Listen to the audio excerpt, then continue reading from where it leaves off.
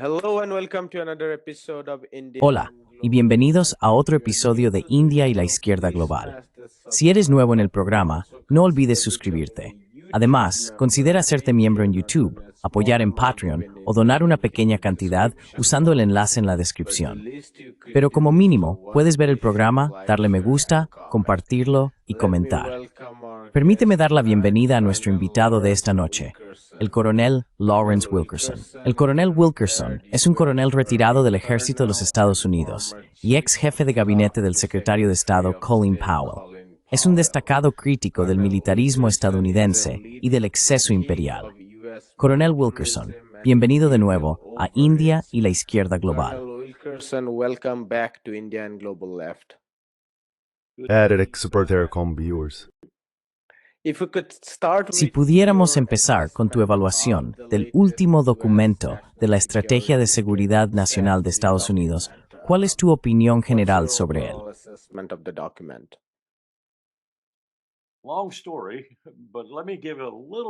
Es una historia larga, pero déjame dar un poco de contexto. En el año 2000, justo después de asumir el cargo y durante el proceso de transición desenfrenado, la administración de George W. Bush dijo, básicamente a través de su asesora de Seguridad Nacional, Condoleezza Rice, a Richard Haass, mi jefe en el Departamento de Planificación de Políticas del Departamento de Estado en ese momento, redacta la Estrategia de Seguridad Nacional.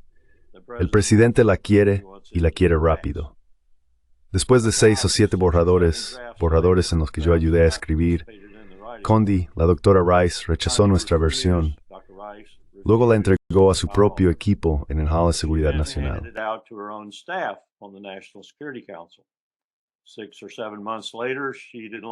6 o 7 meses después, tampoco le gustó eso, así que lo subcontrató. La Estrategia de Seguridad Nacional de Estados Unidos, cuando finalmente se publicó en 2002, fue redactada por contrato. Avanzando hasta hoy, no tengo ninguna duda de que la administración dio la misma clase de orden, probablemente desde el principio, a la Heritage Foundation, y ellos redactaron la estrategia. Probablemente ese sea su origen. Y si sabes algo sobre la Heritage Foundation, sabrás algo sobre la Estrategia de Seguridad Nacional. Del mismo modo que el Proyecto 2025 salió de ellos. Y como gran parte de lo que ha hecho Trump, también proviene de ahí.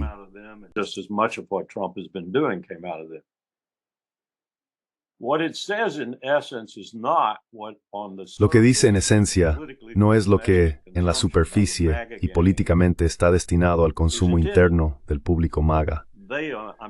Ellos, estoy seguro, lo interpretan como estamos volviendo al hemisferio occidental, vamos a actuar aquí, vamos a ocuparnos de nuestro propio territorio, por así decirlo. Esta mañana, creo, hubo un anuncio de que vamos a recuperar el petróleo de Venezuela porque Venezuela nos lo robó. Si puedes creerlo, de hecho, lo publicamos esta mañana en Twitter como parte de nuestra política oficial. Está pensado para resonar entre los estadounidenses que votaron por Donald Trump y que aún le apoyan. Así que esa es la apariencia de la estrategia.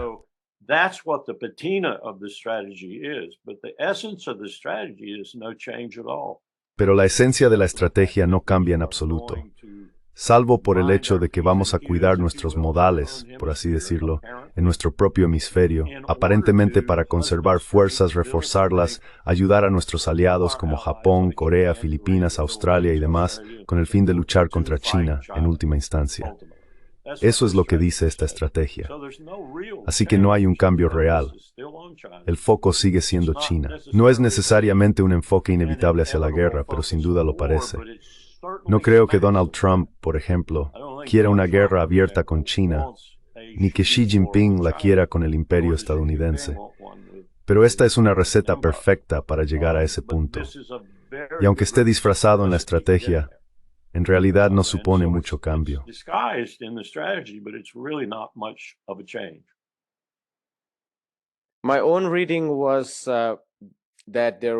Mi propia interpretación fue que se produjo un cambio profundo hacia China como eje central de la seguridad nacional de Estados Unidos.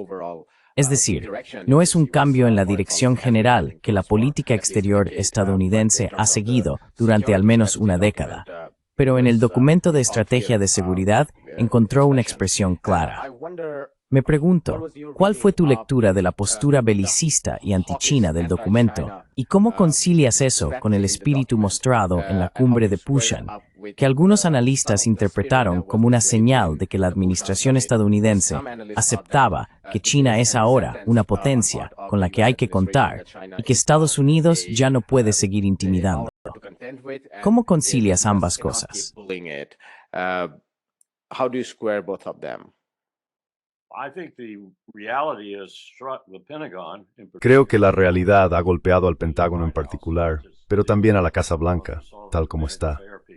No sé si viste el artículo de Vanity Fair que salió ayer, creo, escrito por Chris Whipple, un reportaje demoledor que nada menos que Susie Wiles llevó a la Casa Blanca en 11 entrevistas de aproximadamente 1 hora cada una, según tengo entendido. Y Chris Whipple es bueno en esto.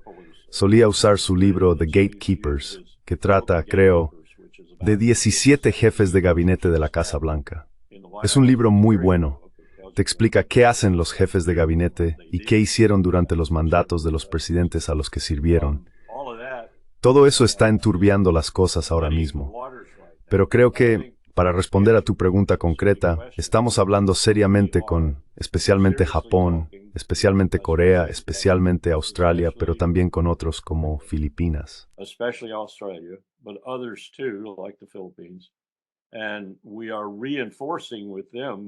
Y les estamos reforzando la idea de que en tiempos de paz, si es que tal cosa existe, podemos rodear a China hasta el punto de que quede tan limitada por ese cerco que en última instancia le ocurra lo mismo que le sucedió a la Unión Soviética. Recuerdo cuando el mariscal Ahromeyev llevó un mapa al almirante Crowe, que en aquel momento era presidente del Estado Mayor Conjunto.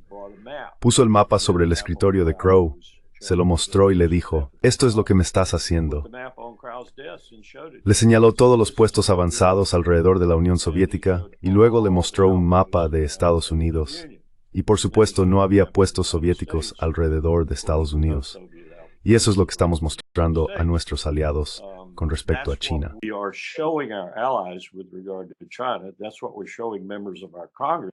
Eso es lo que mostramos a los miembros de nuestro Congreso cuando los llevamos de gira por el Teatro del Pacífico, ahora Indo-Pacífico.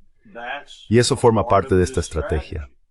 Nos gusta el hecho de que tengamos un nuevo primer ministro en Japón, que parece ser tan belicoso como cualquiera de los que hemos tenido. Corea no está del todo asegurada, por así decirlo, pero ahora tenemos una cooperación sin precedentes entre Tokio y Seúl. Eso me resulta interesante, porque 35 o 40 años de mi carrera los pasé intentando lograr ese tipo de coordinación de diversas maneras, incluso en el Departamento de Estado, con conversaciones de planificación política, pero ahora parece que está ocurriendo prácticamente sobre el terreno. Es interesante, porque no pensábamos que llegaría a suceder.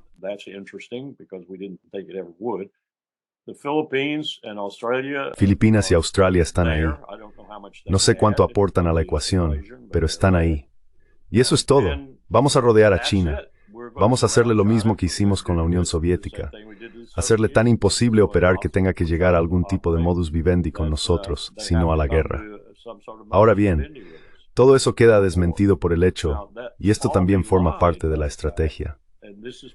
Decide que China es ahora el principal socio comercial de todos los países de Sudamérica, que representan la mitad del hemisferio occidental. Y el nuevo, ya no tan nuevo, pero el nuevo líder de Canadá ha dicho, voy a cambiar todo lo que Canadá ha hecho en el pasado. Ya no vamos a depender de Estados Unidos. De hecho, vamos a romper los lazos con Estados Unidos.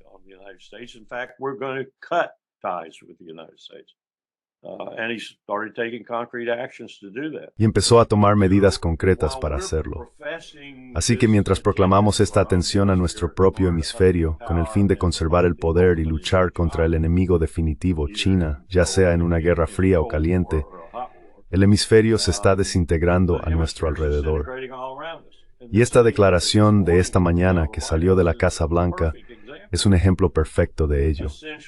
Básicamente reclamar el petróleo de Venezuela y decir que ahora tenemos la mayor armada que jamás haya surcado los océanos del hemisferio occidental, enfrentando a Venezuela, enfrentando a Maduro y que queremos recuperar nuestro petróleo. Lo que quieren decir no admite interpretación, en mi opinión. Queremos recuperar nuestro petróleo y lo vamos a recuperar buque por buque, barco por barco, esfuerzo por esfuerzo, y lo recuperaremos por la fuerza si es necesario. Así que ahí lo tienen.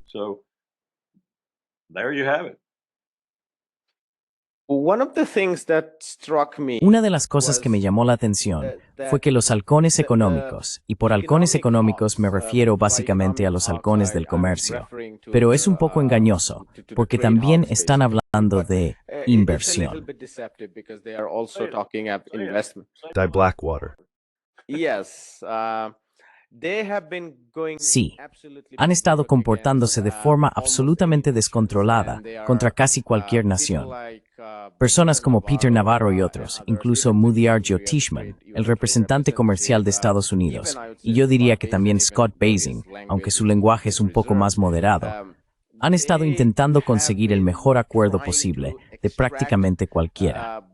Y eso incluye a los llamados aliados tradicionales, pero también, a veces, a otros no tan tradicionales como la India. Ese es un hecho de terrorismo a lo largo del año.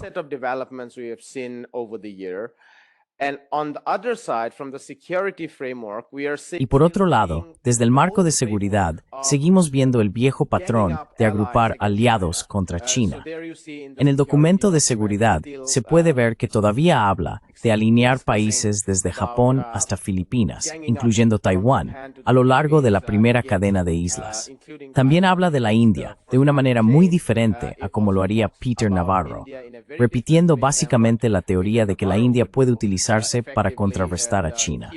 ¿Cómo se pueden conciliar estos dos tipos de contradicciones que veo dentro de la administración estadounidense?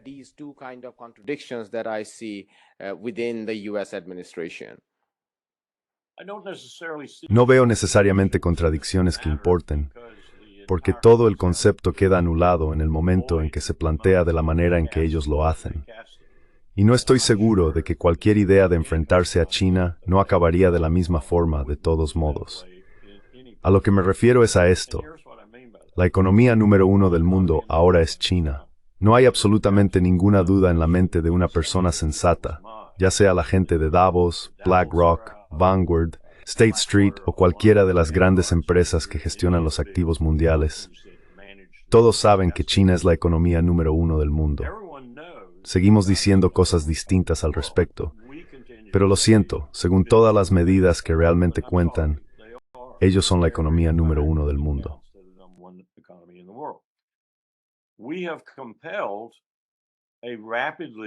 Hemos impulsado una economía que mejora rápidamente en muchos aspectos, obligada a hacerlo por fuerza mayor, por así decirlo, debido al hecho de que están en guerra en Ucrania, en Rusia.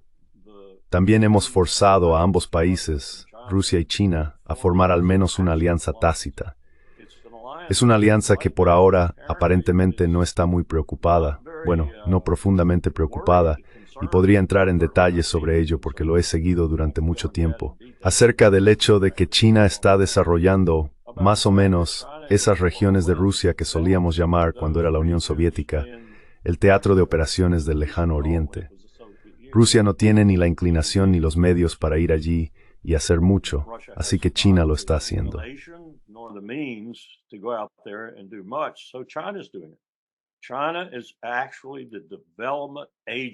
China es en realidad la agencia de desarrollo del Lejano Oriente, exceptuando quizá Vladivostok y Kamchatka para Rusia.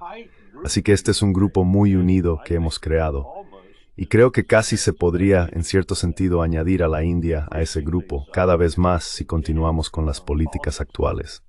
Así que aquí tenemos tres, al menos dos, quizá tres, de los países más grandes y poderosos del mundo alineándose contra el imperio. Y se están alineando contra el imperio a distintas velocidades, con diferentes ritmos y estoy seguro con distintas sensaciones sobre si han tomado o no la decisión correcta al seguir esa jerarquía. Turquía lo ha observado.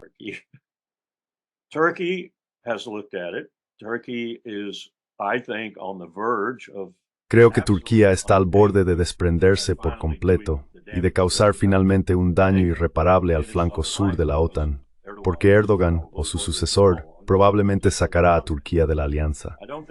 No creo que Turquía siga inclinada a enfrentarse, en Asia Central, al avance inexorable de China hacia el oeste, pero creo que intentará unirse a él, o al menos establecer una posición de neutralidad. Así que estamos ante el nacimiento de un mundo completamente distinto, y tenemos líderes en Washington que, ya sea por incapacidad intelectual, ignorancia histórica o intención, no sé cuál, están conduciendo al imperio hacia su desaparición tan seguramente como si fueran Nerón tocando el violín mientras Roma ardía.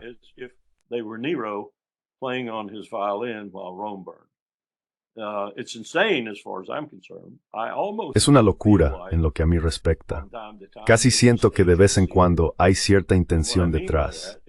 Y lo que quiero decir con eso es que tenemos un presidente y algunos miembros clave de su administración que creen que la manera de salvar a Estados Unidos es destruirlo.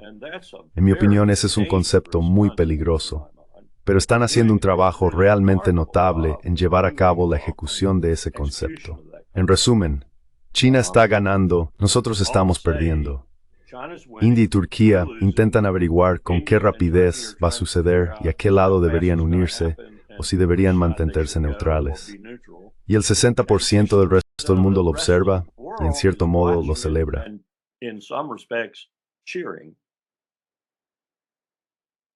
On Turkey, I'm glad you made that. Sobre Turquía, me alegra que hayas adoptado esa posición todavía algo ambigua, similar a cómo se puede pensar en la India.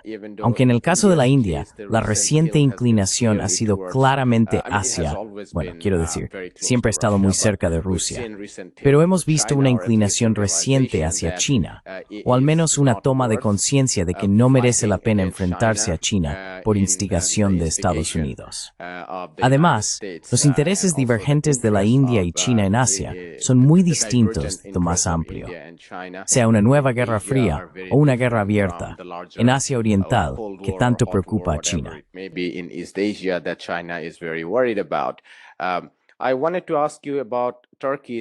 Quería preguntarte sobre Turquía, ya que hiciste el comentario acerca de su posible unión con China. Existe una teoría que sostiene que Turquía podría estar dispuesta a unirse al esfuerzo más amplio impulsado por Estados Unidos, a veces llamado los Acuerdos de Abraham, pero que, en esencia, es el proyecto de inversión e infraestructura más amplio que promueve Occidente, independientemente de si realmente es capaz de llevarlo a cabo, como alternativa a las iniciativas lideradas por China en la región. En particular, busca alejar a Azerbaiyán y Armenia en el Cáucaso Sur de la influencia de Rusia. Me pregunto qué opinas sobre esa teoría. I wonder what your thoughts are about that theory.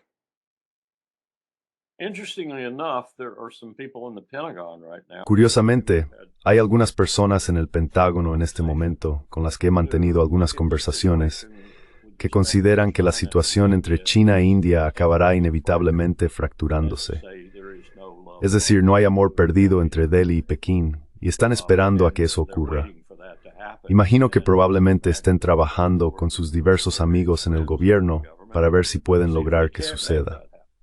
Creo que tienen una visión bastante cínica de la relación, basada en las oportunidades que ha tenido el ejército, en particular la Marina.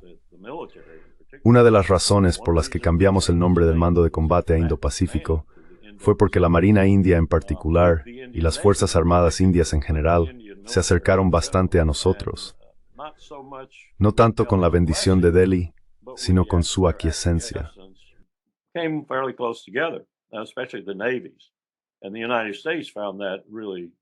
Y a Estados Unidos eso le pareció realmente estupendo. Esa es una de las razones por las que cambió el nombre de su mando para abarcar ese concepto, que incluía el Océano Índico y el Pacífico.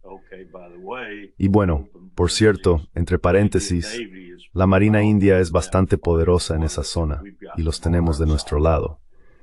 Creo que esa es una impresión falsa, tanto si se analiza en términos de los civiles en Delhi, y lo que realmente piensan sobre esto, como si se considera que la Marina India está poniendo todo su dinero en esa cesta, y que no necesariamente es una buena cesta en la que ponerlo.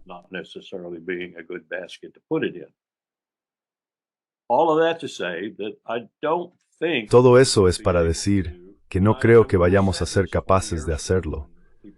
Y no habría dicho esto hace 20 años, cuando personas como Richard Boucher y Evan Feigenbaum hacían viajes constantes a Delhi para trabajar en la situación nuclear y crear un nuevo marco para la India y Estados Unidos en materia de cooperación nuclear. Pero creo que eso se ha torcido. Se torció bajo Biden y luego con la administración Trump, y también por otras razones. Pero no creo que la India tenga otro camino posible, salvo una neutralidad calculada, o bien acercarse cada vez más a la nueva estructura de poder que se está formando. Tiene la opción de ser un miembro de pleno derecho de esa estructura de poder, o mantenerse al margen y observarla desde una posición de neutralidad, sin inclinarse por ningún lado.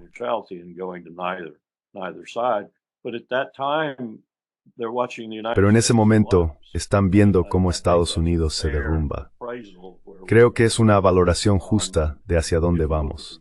Si observas la situación económica, si observas el liderazgo, si observas lo que estamos haciendo en nuestro propio hemisferio, si observas algunas de las cosas que hacemos para negarlo, toda la historia de la expansión imperial desde 1945, que fue en cierto modo benigna, y benigna sobre todo por su aprobación y la MNO con falles por más que resmord de nos derecho internacionales, desde orden internacional, nada más moes, no mucho motuar en este. We've done the best job of destroying it. All to say that I think when this power struggle, this power... Todo esto es para decir que creo que cuando esta lucha de poder, este cambio de poder, se haga más evidente y nuestra propia decadencia la acompañe, especialmente en los ámbitos físico y económico, el mundo entero, por así decirlo, va a subirse al otro escenario de diversas maneras. Pero se subirán a ese escenario porque es ahí donde estará el pan untado con mantequilla. Voy a hablar con un grupo en Tiflis justo después de esto, y una de las cosas que voy a decirles es que ahora mismo tienen al partido adecuado en el poder. Y deberían tener en el poder, en un futuro previsible, a partidos que mantengan la misma visión, es decir, que no conviertan a Rusia en enemiga y mucho menos a China. En su lugar, deben sentarse sobre esa red de ferrocarriles y carreteras, sobre ese flujo de poder de oeste a este es inevitable, y sacar beneficio de ello. Esa es su posición.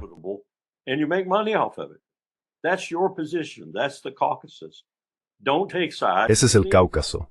No tomes partido por nadie. No tomes partido por la UR, y desde luego no por esa gente demente de Bruselas.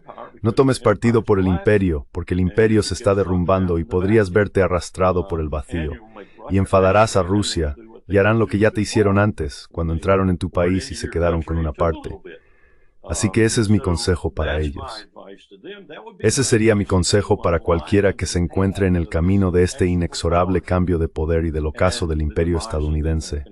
No te dejes atrapar. Obsérvalo desde la periferia si quieres. Saca provecho de ello y asegúrate de estar alineado con los poderes establecidos. Sigue ganando dinero y no hagas demasiado ruido ante esos poderes. No te conviertas en un obstáculo para ellos. Puede sonar frío, pero creo que es bastante racional. Y así es como va el mundo. Teníamos un nombre para esto. El movimiento de países no alineados en los años 50, 60 y 70. Serás 7 países en algún momento. Sí, y eso fue muy poderoso, al menos históricamente, por su influencia ideológica, porque la mayoría de estos eran estados miembros que surgieron de la descolonización, y la Guerra Fría avanzaba a gran velocidad. Muchos de estos países se dieron cuenta de que no les convenía unirse por completo a ninguno de los dos grupos, a menos que algunos de ellos se encontraran en la encrucijada de la historia y no tuvieran otra opción que elegir un bando u otro. Esa estaba una forma de decirlo. Sí, pero hablando de neutralidad, y como has explicado, muchos países se están moviendo en esa dirección, ya sea que lo llames neutralidad o simplemente intentar evitar quedar atrapados en uno de los bandos de este gran juego de poder, si quieres. Ucrania tomó un rumbo bastante distinto hace 10 años, pasando de la neutralidad a la beligerancia. Ahora hay planes de paz. Me pregunto si siquiera los consideras planes de paz, pero hay una serie de propuestas que se están planteando al mismo tiempo que la guerra sigue en el frente. Según mi interpretación, el conjunto de pruebas sugiere que la situación se ha desplazado rápidamente a favor de Rusia en el frente. ¿Hacia dónde se dirige esto? ¿Y cuál es tu valoración del plan de paz? ¿Es un auténtico plan de paz que proviene de Washington o es un truco para salvar una pequeña parte de Ucrania que Occidente o Estados Unidos aún querría utilizar contra Rusia?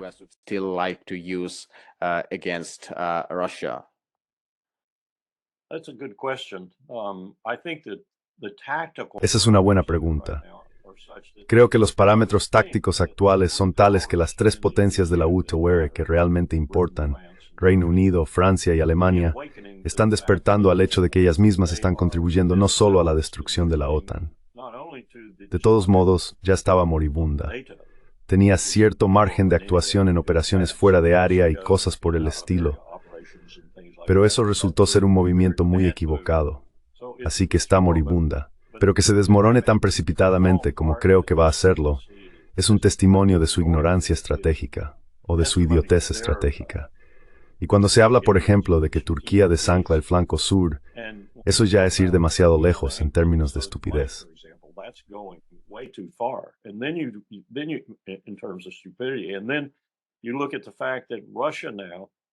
Y luego se observa el hecho de que Rusia, ahora, debido a la obstinación de los europeos, probablemente vaya a controlar la orilla norte del Mar Negro antes de que todo esto termine por completo, desde Odessa hasta Sebastopol, pasando por el otro puerto al este de allí.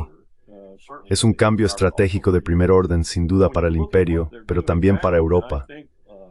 Y cuando se observa lo que están haciendo ahora, y creo, nunca recuerdo su nombre, Lord Robert Skidelsky sostiene en un artículo reciente que la razón por la que Starmer, Macron y Merkel están actuando como lo hacen es porque consideran que la única manera de aumentar el gasto en sus países es aspirar a ese 5% del PIB que Trump exigió que comprometieran para evitar el colapso de la OTAN.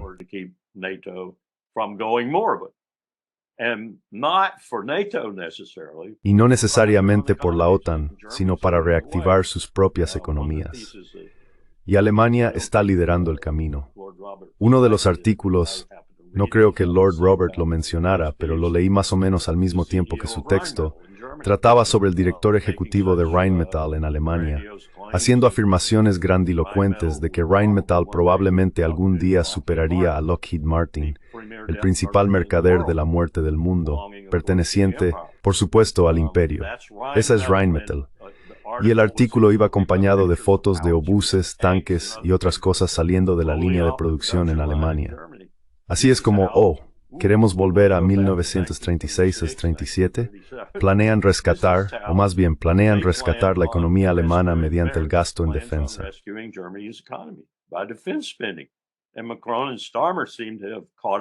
Y parece que Macron y Starmer se han dado cuenta de eso y quieren adoptar el mismo rumbo. Esto es peligroso, extremadamente peligroso. Pero no se dan cuenta de que lo que están haciendo ha sido provocado por su propia idiotez, su propia estupidez estratégica en particular. Intentar hacer de Ucrania un miembro de la OTAN, el miembro definitivo de la OTAN, convirtiendo a Ucrania en aquello que sondeaba el corazón de Rusia a diario, las 24 horas del día, con equipos, armas y tropas de la OTAN entrando sin cesar. Y ahora están hablando de enviar tropas de nuevo a Ucrania, los europeos, porque están tan frustrados con lo que está haciendo Trump. Están locos. Y en cuanto al acuerdo, Trump ha retrocedido un poco, pero no creo que vaya a retroceder mucho más, si es que retrocede algo, porque ahora lo entiende.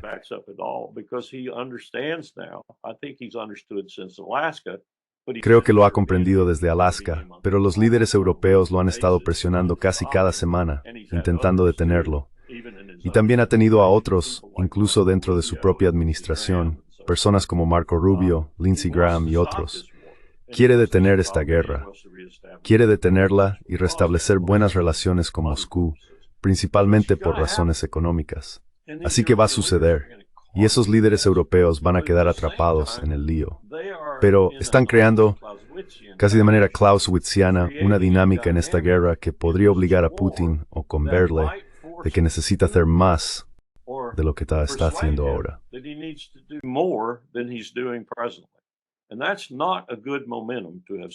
Y ese no es un buen impulso con el que empezar, en absoluto. Diría que ahora mismo Putin probablemente está convencido de que hay un 60 o 65% de posibilidades de que al final tenga que enfrentarse a la OTAN. Y creo que se da cuenta de que eso tiene todo tipo de consecuencias que no son buenas para nadie, incluido él, y entre ellas está el uso de armas nucleares. Así que ese es el desastre hacia el que Europa está arrastrando esta guerra, que debería haberse resuelto hace mucho tiempo, y debería haberse resuelto en gran medida según las exigencias de Rusia, porque nosotros, el Imperio, la OTAN, su vasallo Bruselas, la UE, fuimos los responsables de esta guerra. No Rusia, no la operación militar especial. Nosotros lo fuimos.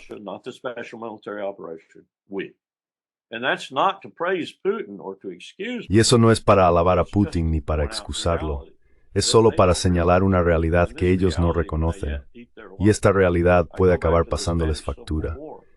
Vuelvo a la Guerra Civil Española, cómo Hitler probó sus armas y sus sistemas y demás en España antes de emprender los planes más grandiosos que llevó a cabo en 1939, 1940 y en adelante. Veo muchas similitudes entre lo que está haciendo Ucrania y lo que hizo Hitler, solo que no veo a nadie con la inteligencia que tenía Hitler en aquel momento, al menos detrás de ello. Es solo caos por el mero hecho de crear caos, pero el caos puede producir algo que no esperaban. Ya sabes, ten cuidado con lo que deseas. Podrías conseguirlo.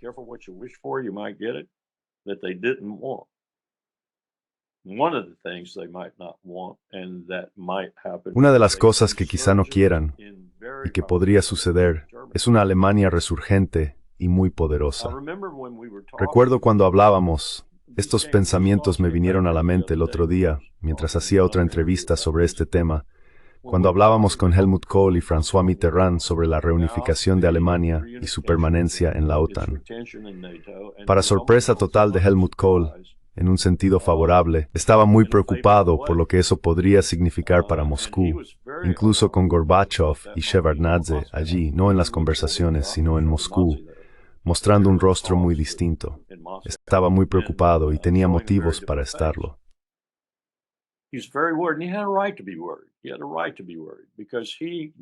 Tenía motivos para estar preocupado, porque era lo bastante historiador como para saberlo, y François Mitterrand también. Estaban metidos hasta el fondo, como solía decir Powell. Estaban metidos en la guerra. Habían vivido durante la guerra, quizá con 12 o 13 años, pero estaban vivos. Y Kohl estaba muy preocupado por lo que eso podría implicar. No solo por los $80,000 millones que le dijeron que costaría la reunificación, acabó costando aproximadamente el doble, y el traslado de Bonn a Berlín. Estaba muy a favor de eso. Quiero decir, ¿qué alemán no lo estaría? Pero comprendía la historia, al igual que François Mitterrand. E incluso, diré, Maggie Thatcher y John Major en Londres comprendían la historia.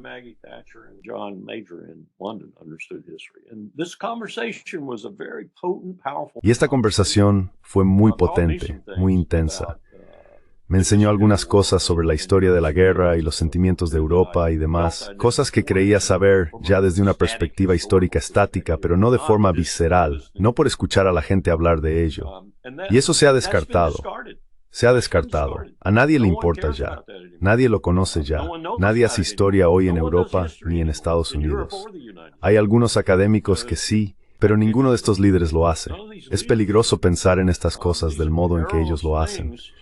Por ejemplo, Alemania intentando resucitar su, ahora más bien económica, base en el gasto en defensa. Eso tiene su propia dinámica, tiene su propia realidad, y como Helmut Kohl sabía muy bien, una Alemania reunificada tiene su propia realidad.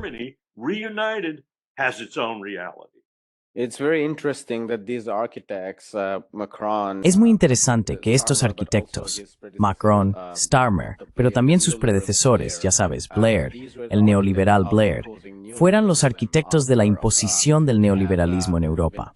Han estado promoviendo esta narrativa de ir a los extremos para salvar la solvencia de los acreedores privados. En esencia, esta idea de que cualquier tipo de gasto público es perjudicial para el bienestar de la gente. Y ahora están utilizando los resortes del gasto público para impulsar la economía. Quiero decir, ni siquiera son creyentes del keynesianismo, por el amor de Dios. Es decir, tú y tus liberales, al menos sed fieles a vuestra ideología para salvarnos de las guerras. Si no, podéis hacer un poco de política social. Pero quería llegar a... Muestra lo versátiles que son realmente como políticos.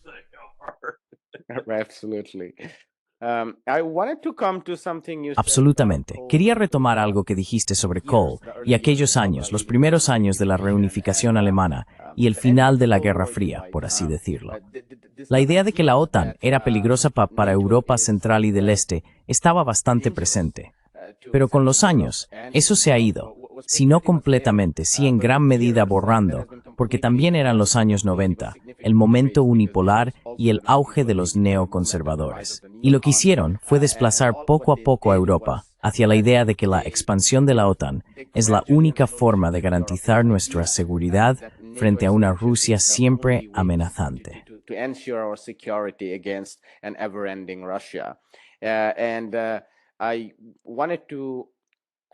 Y quería conocer tu opinión sobre si ves la diferencia entre Estados Unidos y Europa hoy en día respecto a la cuestión de Rusia como algo fundamental. Con esto me refiero a que hay personas en Estados Unidos que piensan que nuestro principal enemigo ahora es China y que por tanto deberíamos apartarnos de Eurasia, lo cual va en contra de lo que piensan muchos de esos líderes europeos, que siguen anclados en la idea de que Rusia está en constante expansión y debemos protegernos de ella. ¿Es esa diferencia de ese tipo o se trata más bien de algo trivial sobre quién gastaría más o quién subvencionaría más a su sector público para pagar a los grandes contratistas de defensa en Washington? Es decir, en Estados Unidos, ¿esa es la diferencia o se trata de un cambio fundamental entre SUS y Europa?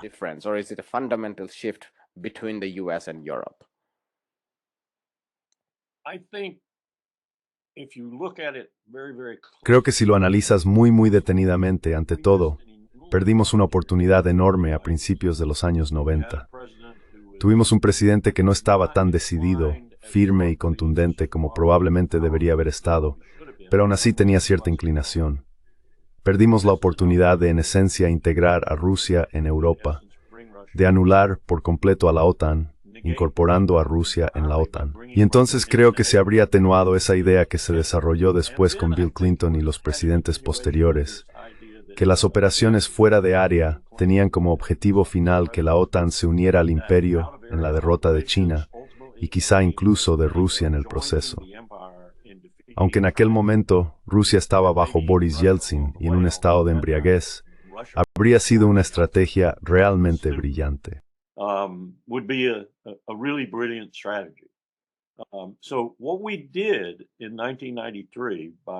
Lo que hicimos en 1993 al no reelegir a George H.W. Bush fue un golpe de enormes proporciones estratégicas. Básicamente dijimos, como hizo Alemania, y esto lo leí en un gran artículo el otro día, que Alemania tiene una especie de amor por Israel. Es un concepto psicoanalítico en el caso de los alemanes. Nosotros hemos hecho lo mismo ahora en un periodo de tiempo muy corto y con mucha menos motivación que la que tenían los alemanes. Al fin y al cabo, existió el Holocausto. Con Rusia, la rusofobia es ahora un elemento permanente en la vida doméstica estadounidense. La gente odia a Rusia. Hemos hecho un trabajo magnífico creando esa imagen y convirtiéndola en realidad. No todo el mundo, por supuesto, pero sí suficientes personas como para que sea preocupante. Ahora es una cuestión de razón de Estado para los estadounidenses odiar a Rusia.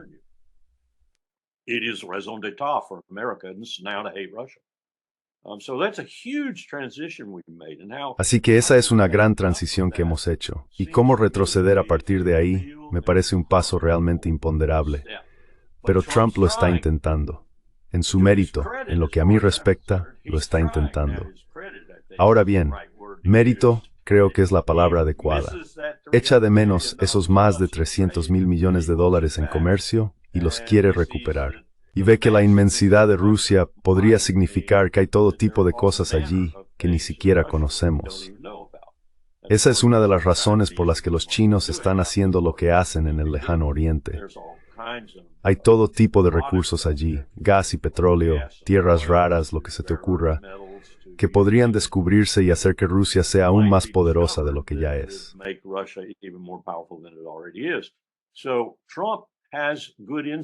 Así que Trump tiene buen instinto en ese aspecto, creo.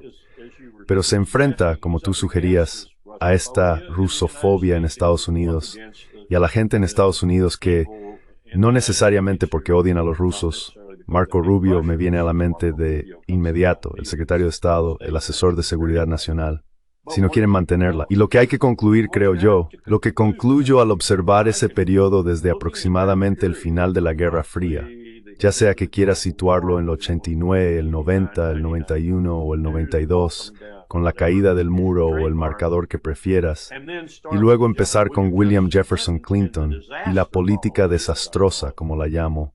Si se analiza de cerca, creo que es bastante sencillo decir que queríamos una continuación de la Guerra Fría.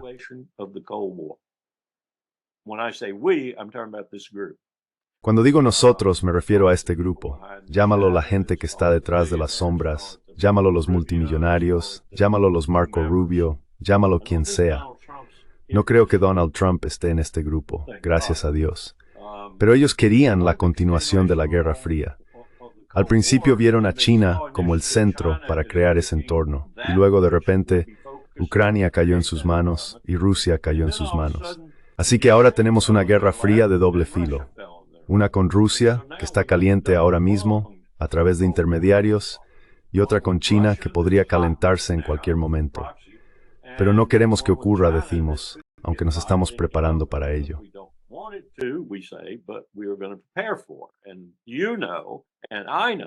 Y tú lo sabes, y yo lo sé, que la preparación para la guerra a veces engendra guerra.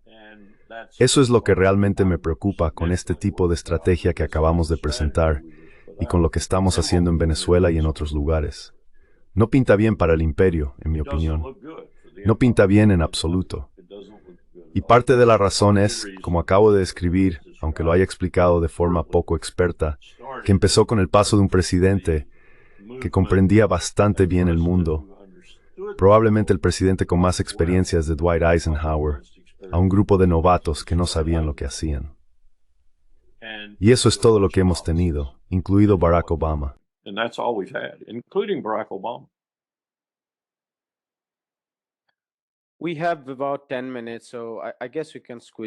Tenemos unos 10 minutos, así que supongo que podemos incluir un par de preguntas.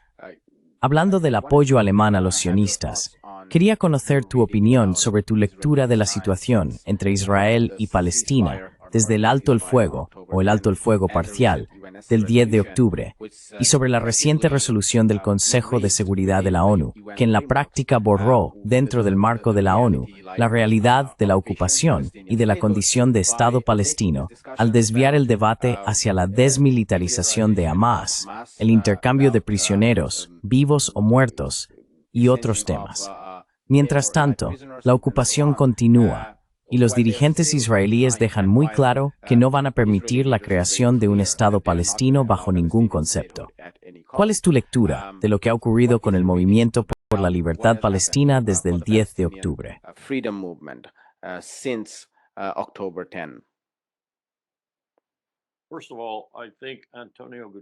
Antes que nada, creo que Antonio Guterres debería agachar la cabeza avergonzado, no porque tuviera el valor o la capacidad de cambiar lo que ocurrió.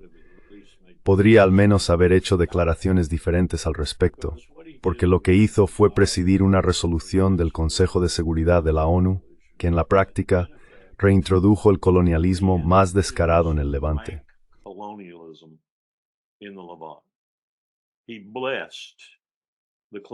Bendijo a las potencias coloniales que tratan con Israel y los palestinos, y me refiero a todo el conjunto, desde Líbano hasta Siria, pasando por Cisjordania y Jerusalén Este, lo que quieras nombrar. Sea lo que sea que surgiera, lo bendecían y decían, ese es el futuro, y vamos a internacionalizar y santificar lo que estáis haciendo a los palestinos. Eso fue lo que hicieron. Y Netanyahu es el único que ha sido absolutamente claro al respecto, principalmente entre bastidores, en hebreo, pero a veces también en inglés. No ha detenido los asesinatos, no ha detenido la masacre. Y sin embargo, mantiene un discurso paralelo que incluye cosas como: ¿acaso no habéis visto todos los camiones de comida que han llegado? ¿No habéis visto toda la ayuda que estamos dando? ¿No habéis visto todo lo que estamos haciendo? Por cierto, maté a 30 en Cisjordania ayer, o estoy haciendo lo mismo en Siria. Hemos bendecido este genocidio inconcebible y le hemos puesto sellos internacionales para decir: continuad, por favor. Quizá a un ritmo un poco más lento, con unas pocas víctimas menos al día y unas cuantas bombas menos lanzadas y así sucesivamente, pero continuad.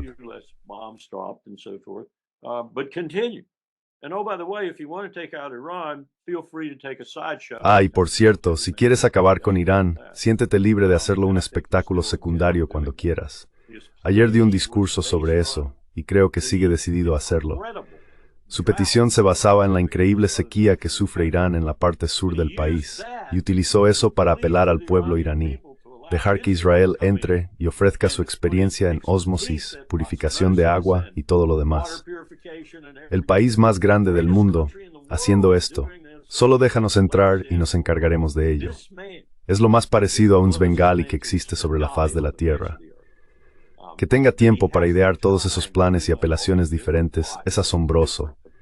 Tengo que reconocerle el mérito por eso, pero es un lío y no va a beneficiar en absoluto a los palestinos. And it is not going to benefit at all the Palestinians. Hamas has sensed this, I think.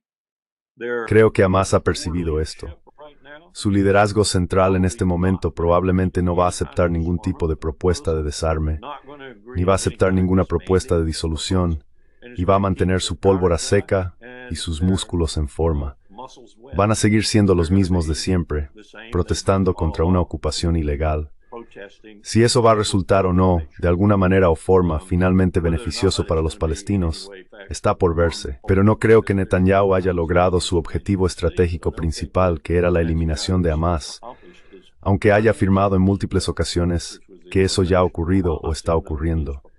Y lo único que hemos hecho es internacionalizar sus esfuerzos. Inconcebible, en mi opinión.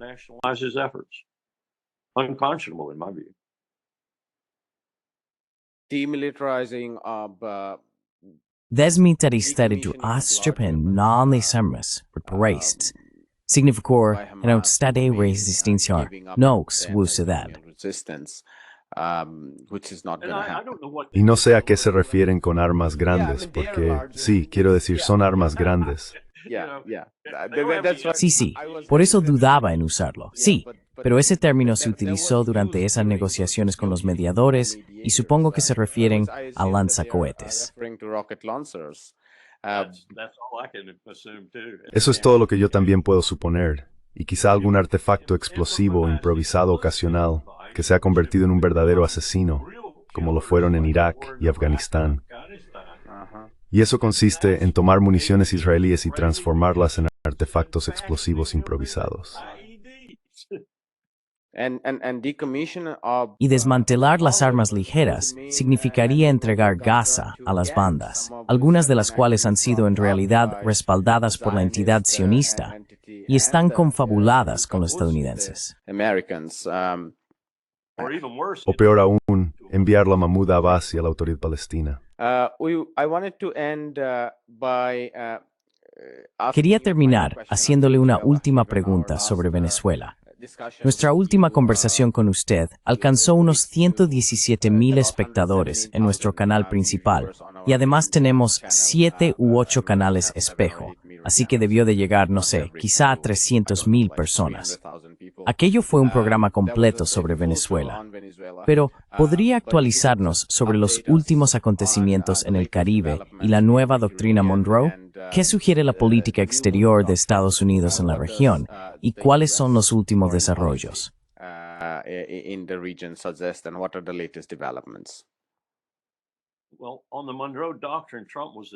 Bueno, respecto a la doctrina Monroe, Trump llegó tarde y con poco dinero, porque Putin ya le estaba devolviendo el favor a su manera cuando envió la fragata Almirante Gorshkov a La Habana junto con un submarino de propulsión nuclear.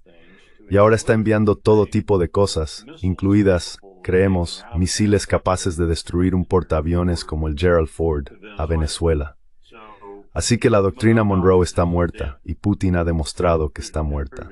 Uno se pregunta si hará algo más provocador, como desplegar el Poseidón o algo parecido en el Caribe. Pero aún así, la doctrina Monroe está muerta. No estoy seguro de que haya suficiente gente en el gobierno con la inteligencia necesaria para darse cuenta de ello, pero está muerta.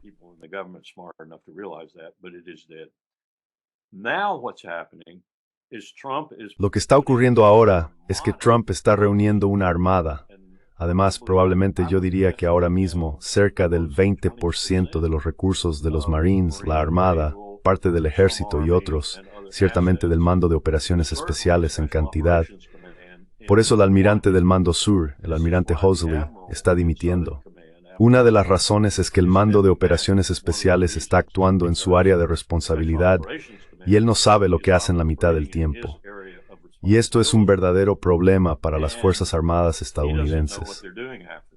Hemos llegado al punto en que el Mando de Operaciones Especiales toma el control. Y eso es lo que está ocurriendo. No se puede saber cuántos de ellos están realmente en suelo venezolano ahora mismo, haciendo lo que puedan. Así que tenemos una armada.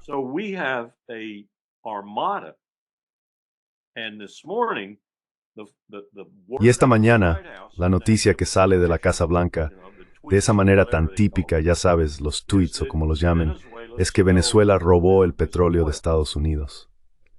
La primera pregunta que uno se hace es, ¿qué demonios significa eso? Vamos a recuperarlo. Y la Armada está allí para hacerlo. Así que en esencia, lo que estamos diciendo es, entregadnos esos 300,000 millones de barriles de reservas probadas para que los manipulen, lo que sea. Las multinacionales que elijamos. Charles Koch refinará vuestro petróleo pesado con alto contenido de azufre en Texas y Oklahoma, muchas gracias, y ganará millones, si no miles de millones. O, de lo contrario, básicamente vamos a invadir y tomarlo. Así es como me parece a mí. Quiero decir, esa es más o menos la amenaza. Ahora bien, nunca se sabe con estas cosas tan increíblemente directas que salen de la Casa Blanca de esta manera.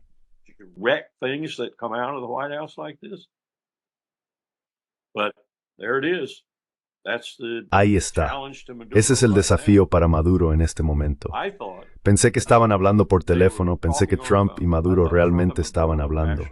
Y Maduro estaba dispuesto, y esto lo sé por fuentes en las que confío, estaba dispuesto a volver al tipo de cooperación de Hugo Chávez, e incluso ir más allá, porque se dio cuenta de que si lograba que las multinacionales regresaran, algunas de ellas podrían renovar lo que en realidad es una infraestructura petrolera decadente en Venezuela, que constituye una parte importante de sus problemas económicos.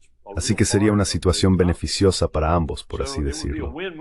Y ambos podrían, ya sabes, Trump en particular, alardear de su éxito, y Maduro podría señalar la economía y decir, mira, está mejor. Eso sería, yo lo llamaría, una situación en la que ambos ganan. Pero ahora no lo creo. Ruvar's PMNime. Creo que tienes razón. Rubio. El único ámbito que tiene Rubio es este. No está en Ucrania, no está en el Levante, no está haciendo nada más. Ni siquiera puedo decir qué hace como asesor de seguridad nacional, si es que hace algo. Así que todo lo que tiene Rubio es jugar en América Latina. Así que Trump está como diciendo, vale, este es tu espectáculo. Sigo volviendo a lo que supuestamente Tucker Carlson le dijo a Trump cuando estaba eligiendo a su candidato a la vicepresidencia para las elecciones. Dijo que Trump estaba pensando en Rubio, y Tucker Carlson le dijo, no lo elijas, lo asesinarán. Porque los neoconservadores quieren tanto que Rubio llegue a ser presidente. Probablemente haya algo de verdad en esa afirmación. Así que hasta cierto punto, creo que Trump probablemente quiera mantener a Rubio a cierta distancia. Y una forma de hacerlo es enterrarlo en Venezuela.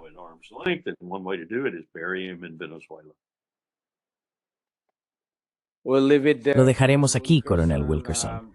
Ha sido una conversación fascinante, como siempre.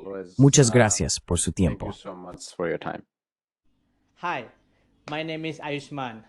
Hola, me llamo Ayushman. Junto con Mudiar Yotishman, hemos creado esta plataforma. Durante los últimos 2 años, hemos intentado generar contenido para las fuerzas de izquierda y progresistas.